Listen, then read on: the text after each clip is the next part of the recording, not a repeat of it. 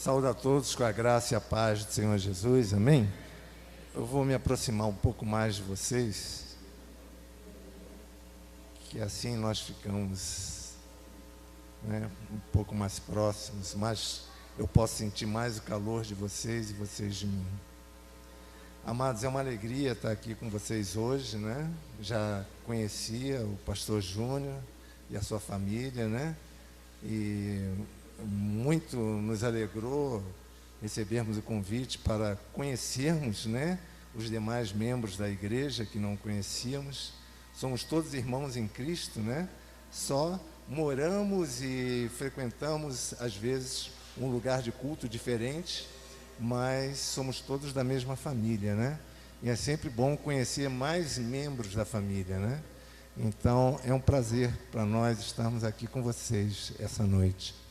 E eu queria compartilhar com vocês algo que Deus colocou no meu coração para esse dia, que está no livro de 1 Coríntios, capítulo 5.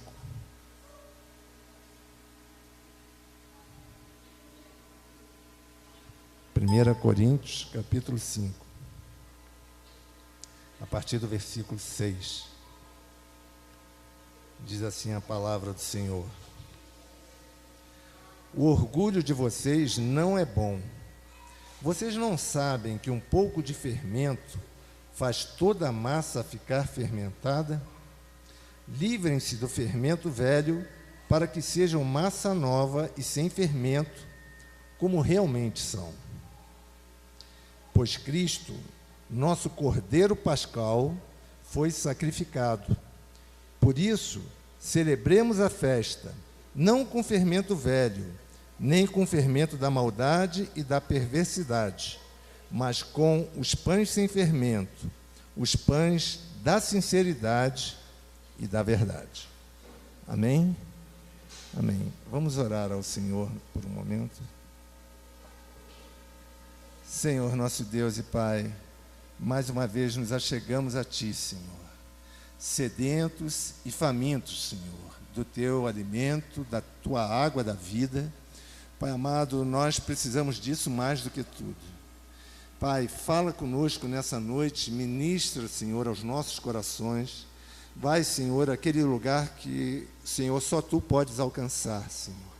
Aquele lugar onde o Teu Espírito pode transformar, Senhor, o nosso caráter, a nossa maneira de pensar, de sentir, porque nós não queremos conhecer apenas intelectualmente o Teu querer, mas nós queremos ser moldados segundo a Tua vontade. Faz em nós, Senhor, a obra que Tu queres realizar nessa noite e habilita-nos, Senhor, a uma vida de maior intimidade contigo, de maior conhecimento da Tua pessoa. Fala conosco, fala com cada um, Senhor, segundo a sua necessidade. Nós oramos a Ti, em nome de Jesus. Amém, Senhor. Amém. Amém. Amados, o que nós falamos aqui é um texto em que Paulo nos afirma que Jesus é o cumprimento de toda a profecia. Ele é o Cordeiro Pascal. Ele é o sacrifício perfeito. Ele é o plano A de Deus. Deus nunca teve plano B. Ele é a salvação para todos os homens. Desde o momento que o homem pecou ali no Éden, havia uma condenação. Mas ali Deus já havia proposto em seu coração que para reconciliar com o homem, no devido tempo, o próprio Filho dele viria para nos reconciliar com ele. Nós vemos no Antigo Testamento ali, quando os hebreus são libertados do Egito, antes deles serem libertados, Deus fala para eles celebrarem a Páscoa, A Páscoa, como foi falado aqui, o Pesach, esse termo em hebraico significa passagem. Passagem de um estado de escravidão por um estado de liberdade. Passagem para um novo tempo, para uma nova história. Aqueles homens estavam escravizados ali no Egito durante quase 400 anos, e agora eles seriam libertos e iriam em direção à terra da promessa. E antes deles irem, então, Deus fala que eles celebrariam ali a Páscoa. O cordeiro seria sacrificado, eles comeriam ervas amargas, pão sem fermento, comeriam o cordeiro. O cordeiro não seria comido de qualquer maneira, não podia ser cru, não podia ser cozido na água, mas tinha que ser assado no fogo. Ele teria que ser comido totalmente, as pernas, as entranhas, a cabeça, nada poderia faltar, e eles teriam que comer já preparados para sair. E o sangue do cordeiro teria que ser passado nos umbrais das portas. E as pessoas não deveriam comer o cordeiro sozinhas. Elas deveriam comer com a sua família, e se não tivessem familiares, então deveriam convidar vizinhos para comer com eles.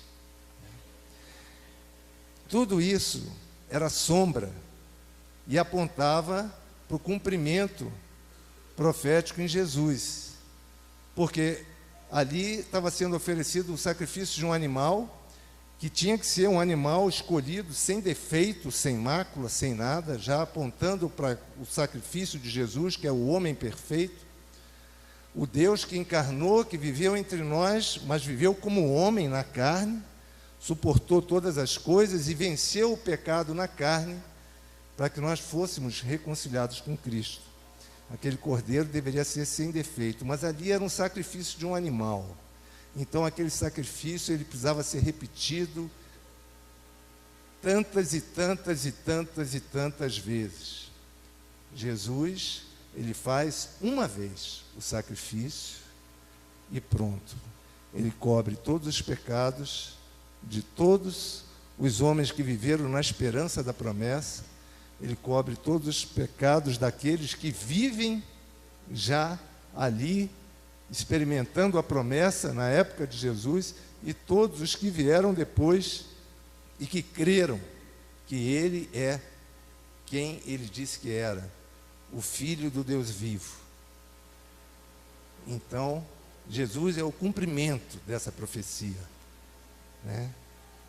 E aquilo que era sombra, e ainda é sombra para o judaísmo, que ainda não crê que o Messias já veio, então eles continuam esperando, eles celebram a Páscoa na expectativa de um dia o Messias vir. Mas nós já celebramos o cumprimento da promessa, graças a Deus, porque o Messias já veio e já nos habilitou a viver um novo tempo, uma nova história. Agora nós temos acesso direto ao Pai, o véu foi rasgado de alto a baixo, o terremoto aconteceu na terra, o normal era que o véu fosse rasgado de baixo para cima, a terra se separava e rasgava de baixo para cima, mas foi de alto a baixo, porque quem rasgou o véu foi Deus. Só Deus poderia rasgar esse véu e nos habilitar a um contato direto com o Pai. Jesus foi o Cordeiro perfeito que se ofereceu para que isso se tornasse possível, se tornasse realidade. Mas hoje nós estamos celebrando essa Páscoa, e nós vimos aqui que era para nós celebrarmos mesmo, festejarmos isso, né? Só que a Páscoa para nós, apesar de ter um dia no calendário, nós sabemos que a Páscoa são todos os dias, porque o Cordeiro já foi oferecido, né?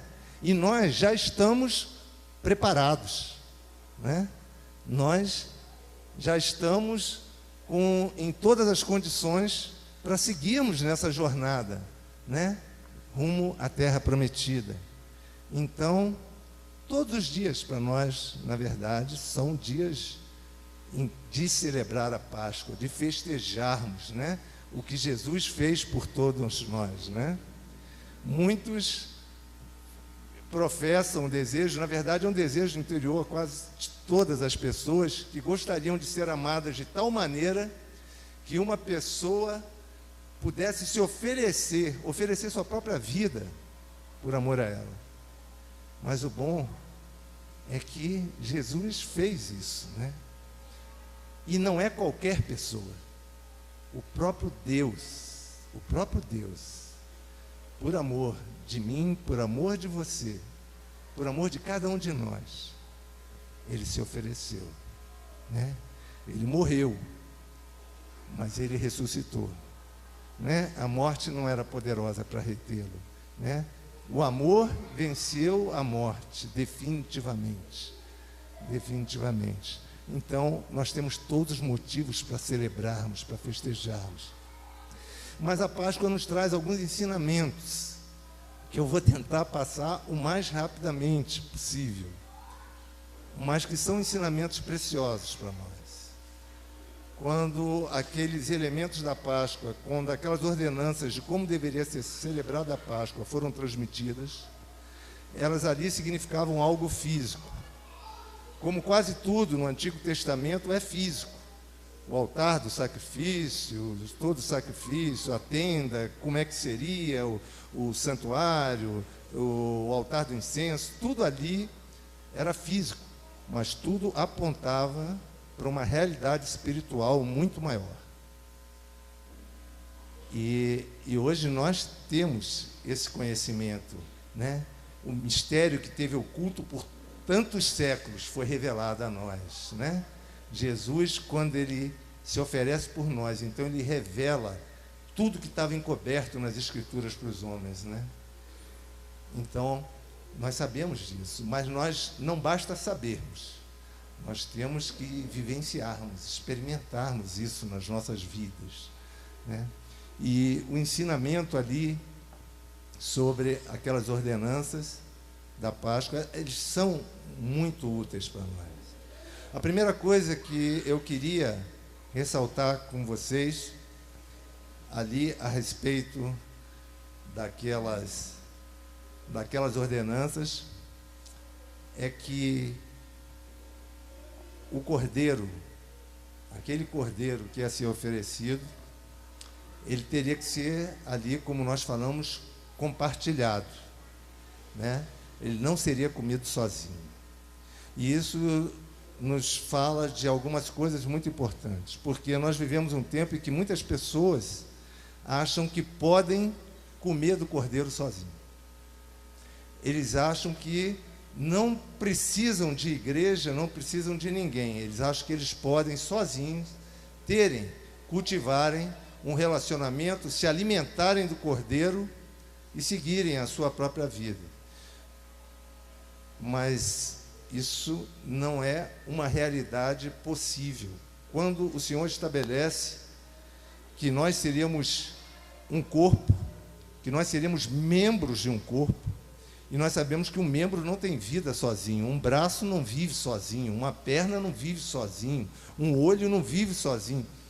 Ele já apontava para uma interdependência uns dos outros. A nossa fé é edificada nesses momentos de comunhão uns com os outros, nas experiências que cada um traz para o grupo, nos dons espirituais que são manifestos em cada membro, diferentemente, porque o Espírito distribui conforme lhe apraz. E todos somos edificados. Nós precisamos, existem momentos que nós estamos fracos, que nós temos dificuldade de exercer a nossa própria fé.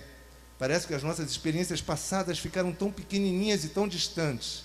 Mas aí vem aquele irmão amado, nos abraça, nos conforta, começa a falar de coisas que ele já experimentou a respeito daquela situação.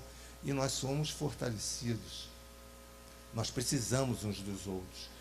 E comer o cordeiro em conjunto fala disso.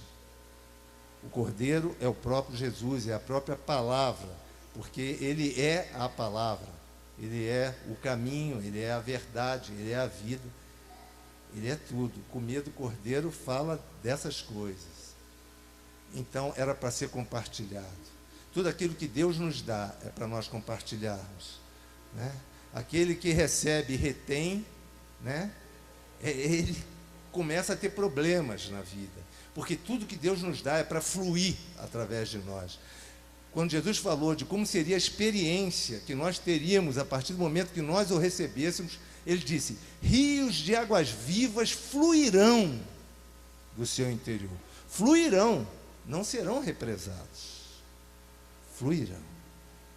E nós somos chamados a compartilhar uns com os outros de tudo que Deus nos dá.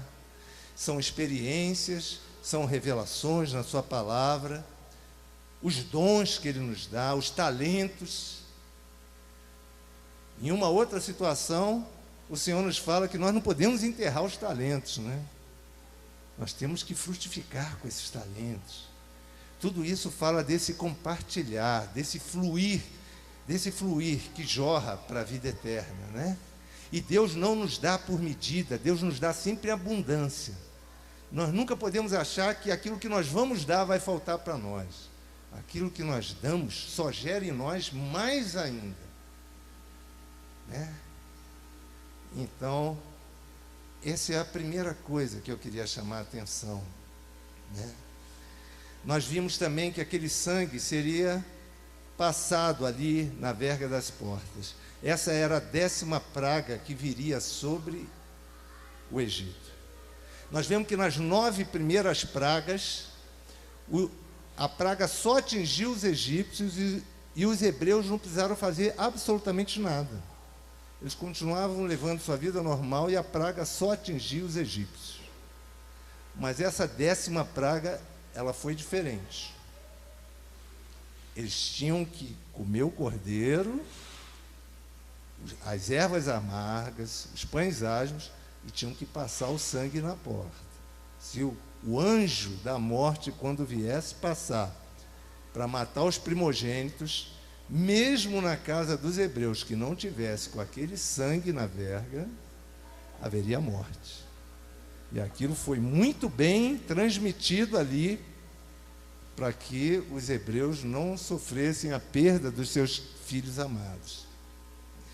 Isso nos aponta também para uma realidade. O fato de nós conhecermos a palavra, o fato de nós sermos batizados, o fato de nós frequentarmos uma igreja, de termos uma família que ora por nós, que está junto conosco, nos protege de muitas coisas que vêm sobre o mundo. Mas, apesar de nos proteger de muitas coisas, não substitui o nosso relacionamento pessoal e íntimo com o Senhor. Esse selo, ele tem que estar sobre as nossas vidas. Ali era sobre a verga, sobre o umbral da porta de uma residência.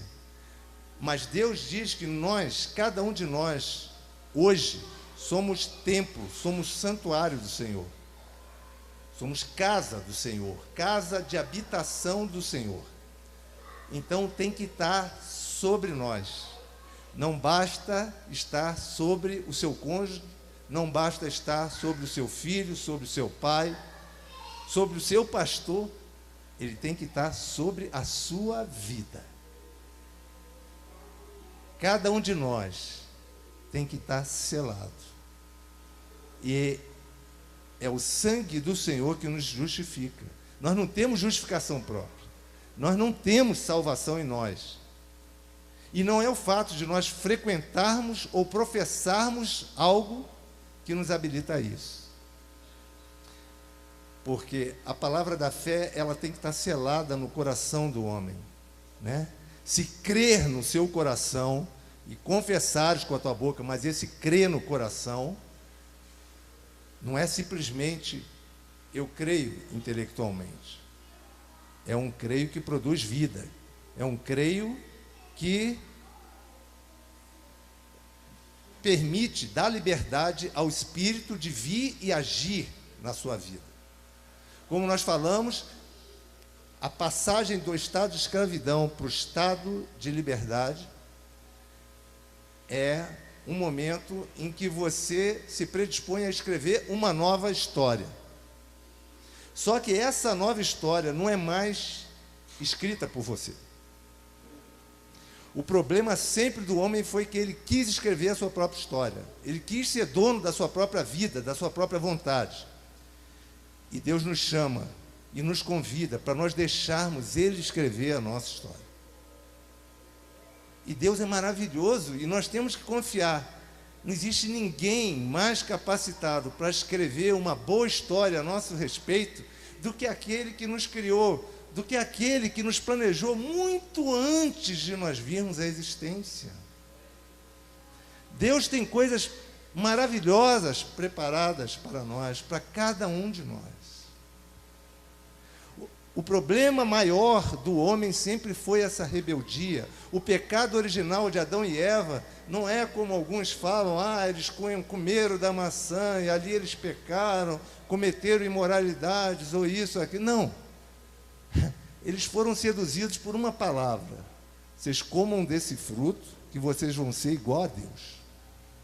Vão conhecer do bem e do mal, e vocês mesmos vão poder ser donos da sua vontade, vocês vão ser o Deus de vocês. Mas Deus nos chama para escrever uma nova história. E essa nova história começa comendo erva amarga. Por que amarga? A erva, quando ele fala dessas ervas amargas, esse amargo é aquilo que não desce bem, é aquilo que você experimenta e que as tuas entranhas não aceitam bem. E renunciar à nossa própria vontade, arrependermos-nos da nossa vida de antes, é amargo, é amargo. Nós já tínhamos muitos costumes, nós tínhamos muitas coisas que nós éramos muito apegados, e nós estávamos nos dirigindo em determinada direção, e agora nós temos que entregar a caneta para Deus escrever a nossa história, ou nós temos que entregar o volante, sair do lugar do motorista, passarmos para o lugar do carona e deixarmos que Deus dirija. E isso é amargo ao homem, é muito amargo. Mas é necessário, porque sem arrependimento e sem entrega, sem renúncia, não é possível receber esse selo no umbral da porta. Não é possível. Muitos por aí têm pregado um evangelho mais fácil. Deus é amor. E Deus é amor.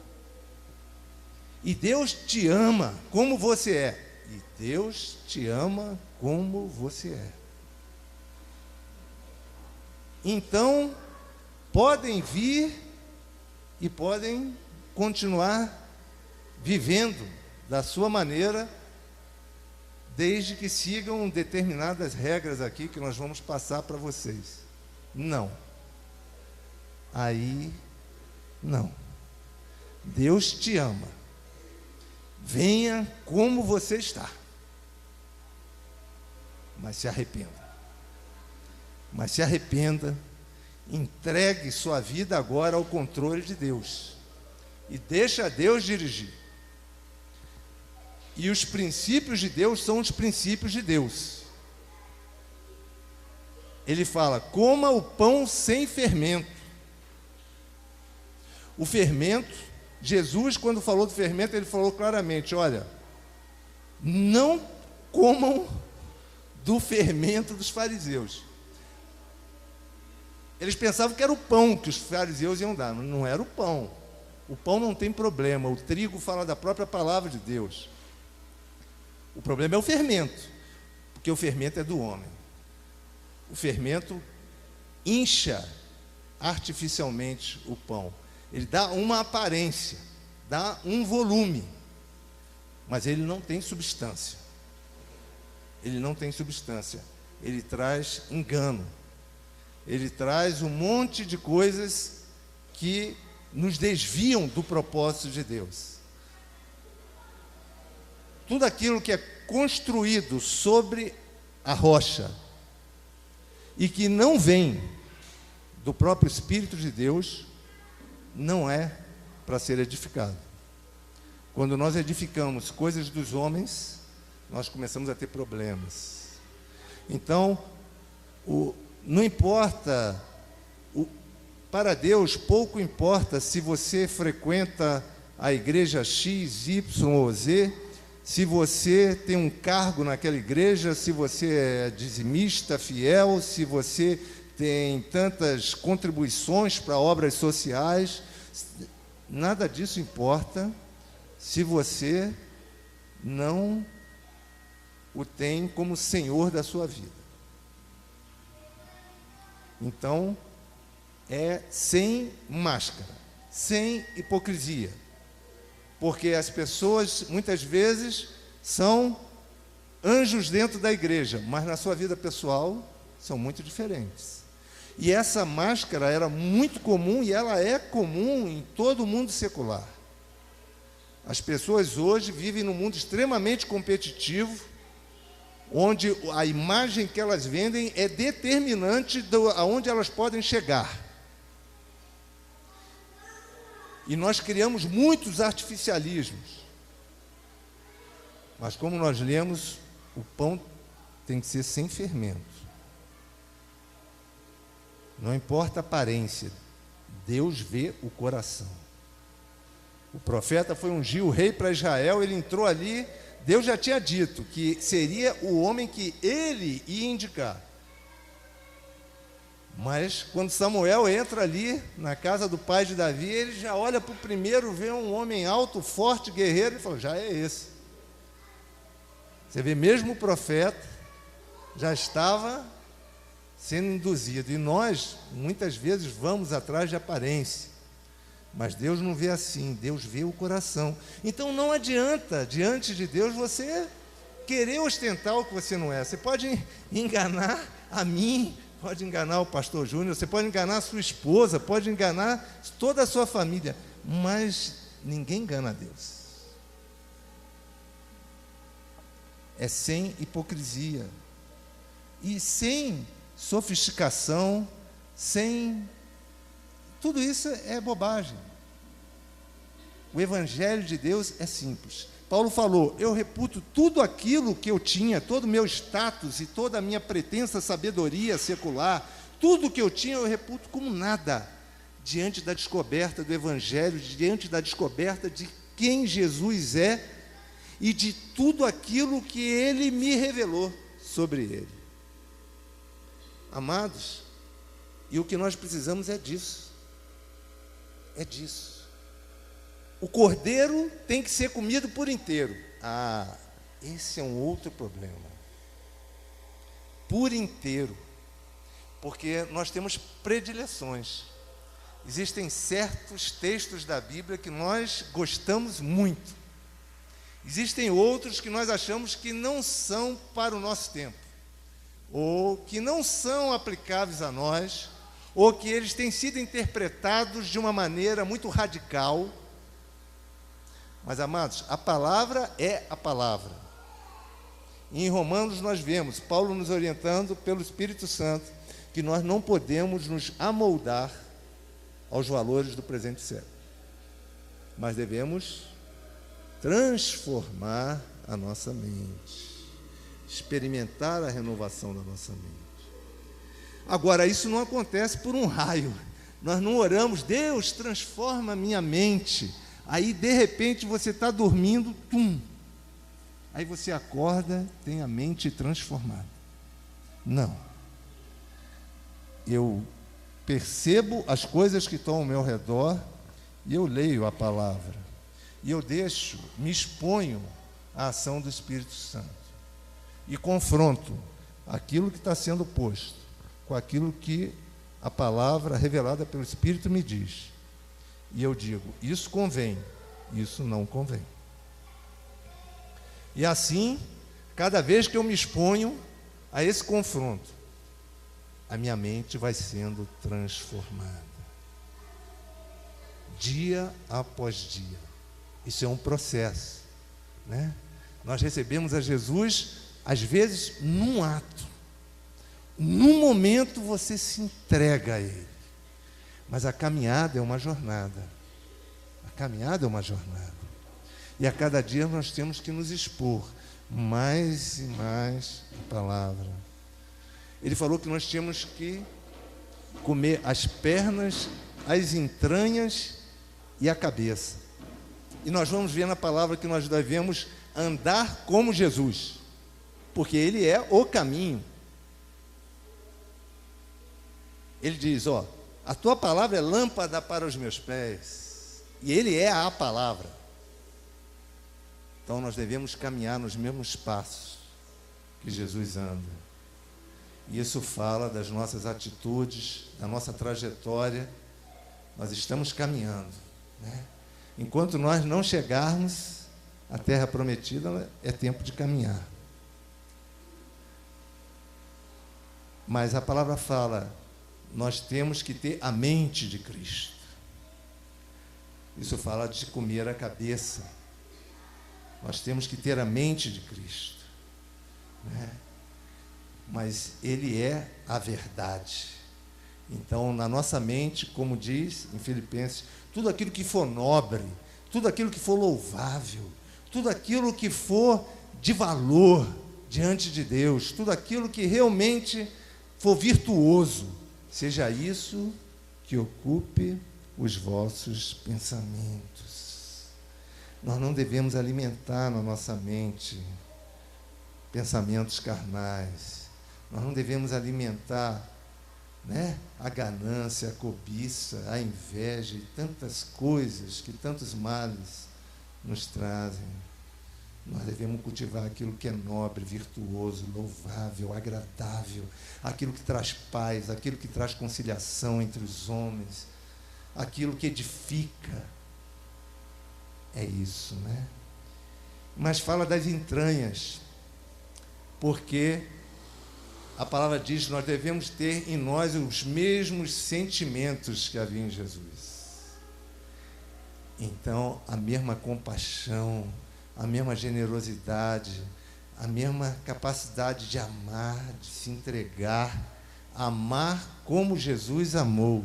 Não foi esse o convite que Ele nos fez? Assim como eu vos amei, amem uns aos outros. Em outra passagem, o fariseu pergunta, mas quem é o meu próximo, já que eu tenho que amar o meu próximo? Aí ele mostra ali através do samaritano, né? Passou o fariseu, passou o sacerdote, olharam para o homem caído ali, machucado, ferido, assaltado, e passaram ao lado. E o samaritano parou. E o samaritano socorreu aquele homem. E ele mostrou, esse é o teu próximo. Quem é o teu próximo? É aquele que estiver necessitado no teu caminho. Há um necessitado no teu caminho, há um necessitado ao teu lado, há alguém que precise de um abraço, há alguém que precise de uma palavra, de um aconselhamento, há alguém que está precisando de algo material ao seu lado e que você tem a condição de ajudar. Então, ele é o teu próximo. Ele é o teu próximo. Tenham em vós o mesmo sentimento que havia em Jesus. A palavra de Deus diz que naquele dia ele falará para alguns, né? Olha, passem para cá, para o meu lado direito, aqueles que, quando eu tive sede, me deram de beber, quando eu tive fome, me deram de comer, quando eu tive nu, me vestiram, quando eu tive lá preso, foste me visitar, e vai falando, e as pessoas falam, mas eu nunca fiz isso. Aí ele fala, quando fizeste por cada um dos meus filhinhos, por cada um dos meus pequeninos, fizeste a mim. Porque nós somos chamados a nos alimentarmos também das entranhas, termos o mesmo sentimento que havia em Jesus. Devemos que estar sempre preparados, né? Com as sandálias, com as roupas, né? Nós não podemos estar desprevenidos porque nós estamos em passagem. A nossa cidadania não é daqui, né? Aquele que recebe a Jesus na sua vida, ele não é mais, né, ele não é mais regulado por esses valores, por esses códigos, mas pelos valores, pelos códigos do reino de Deus, né? Você faz parte do reino. Então, nós temos outra perspectiva e outra mentalidade. E mesmo reconhecendo que há tantas coisas, tantas injustiças e tantas coisas no mundo, nós seguimos caminhando e sabemos que há um alvo, que há uma expectativa, porque o reino habita em nós. Nós cantamos aqui hoje, né? Lemos e cantamos. Que a tua vontade seja feita aqui na terra, como ela é feita nos céus. Amados, a vontade de Deus é feita aqui na terra, como ela é feita nos céus, através da minha vida e através da sua vida. Deus não chamou os anjos para fazerem isso. Ele chamou a nós. Ele chamou a nós. Nós somos templo do Espírito. O reino não está ali, o reino não está aqui, o reino está dentro de nós. O reino está dentro de nós. Nós oramos, deixa o céu descer. Amados, você é o céu, é um pedaço do céu aqui na terra, diante do teu próximo. É uma responsabilidade, né? Mas é um privilégio muito grande, queridos. É um privilégio muito grande. Então hoje, nessa noite que nós celebramos a Páscoa, né? Em que nós rememoramos tudo que significa a Páscoa, eu quero chamar você para fazer uma reflexão sobre a sua vida, sobre o seu relacionamento com o Cordeiro. Deus é um Deus de relacionamento. E nós sabemos que o que Ele mais anseia é o nosso coração. Ele é apaixonado, né? Nós vimos o filme Paixão de Cristo. Então deixa eu revelar uma coisa para você. Sabe qual é a paixão de Cristo? Ela tem o teu nome. Ela tem o meu nome. Ela tem o nome de cada um de nós. Porque Ele é um Deus apaixonado. Apaixonado a ponto de passar tudo o que Ele passou como homem e se oferecer por amor de cada um de nós. E não há outra maneira de nós correspondermos a esse amor, a não ser nos deixando apaixonar por Ele. A nossa carne, não vamos ignorar isso, a nossa carne não quer ser apaixonada por Jesus. Entenda isso. A tua carne vai brigar o tempo todo de que isso é muito, já é uma exigência muito grande. Seguir um determinado código, umas regrinhas ali, ter umas presenças periodicamente em tais reuniões, tá bom demais. Já é muito, já fez muita concessão, porque aquela hora tem aquele jogo de futebol, eu estou indo lá, você está vendo que eu estou indo na hora do jogo. Você está vendo que eu estou lendo aqui esse texto da palavra na hora que eu podia estar ouvindo aquela minha música preferida ali. Mas, amados, isso aí nem arranha aquilo que Deus quer de você. Deus quer o teu coração.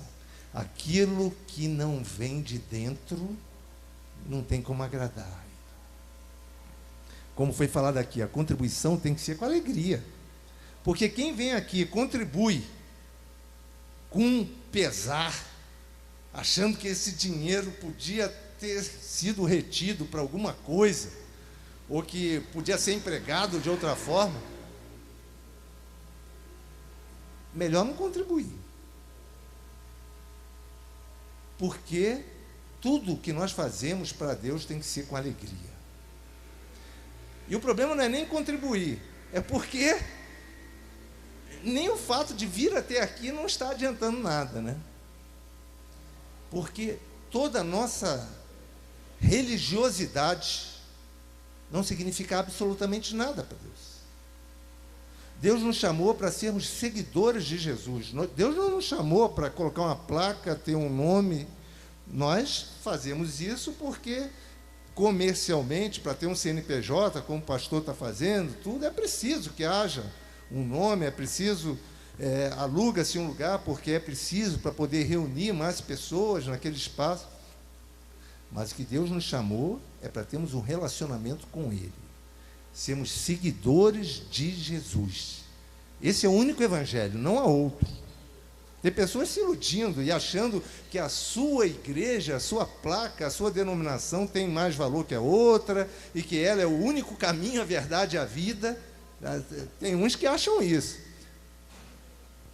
Mas Jesus não dá esse privilégio para ninguém. Ele é o único caminho, a verdade e a vida. E o nosso relacionamento é com Ele.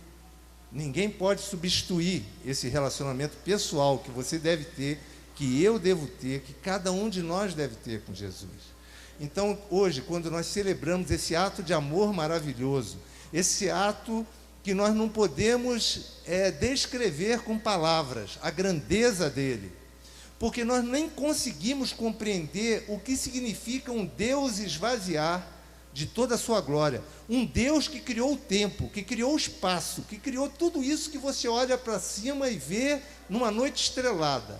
Esse Deus que você não consegue imaginar a grandeza dele, desceu a um pontinho que deve ser menor do que um grão de areia na visão de Deus, nas alturas inacessíveis, e naquele pontinho que é o planeta Terra, ele veio e assumiu a forma de homem, que não poderia, teria que usar um microscópio de ultimíssima potência para ver, e viveu aqui entre nós, uma vida sujeita a dores, a sacrifícios, a traições, a zombarias, a decepções profundas, a violência, por amor a você, por amor a mim.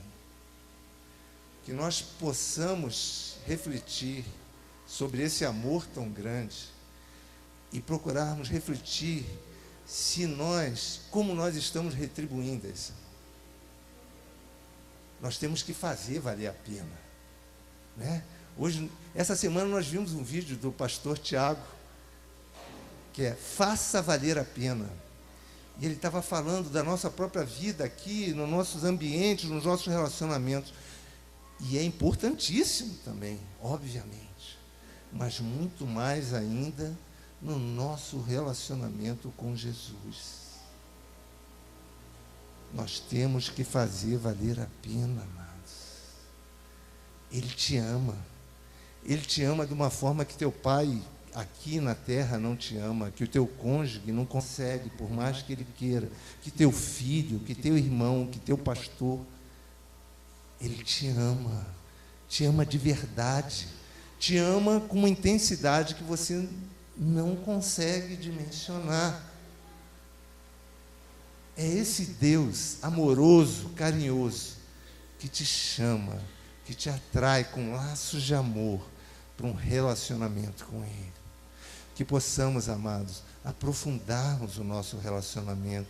Nós não podemos delegar isso para outra pessoa. Nós não podemos achar que outra pessoa pode ser o substituto. Não tem mais substituto. Havia um intermediário antes, não há mais intermediário hoje. O véu foi rasgado.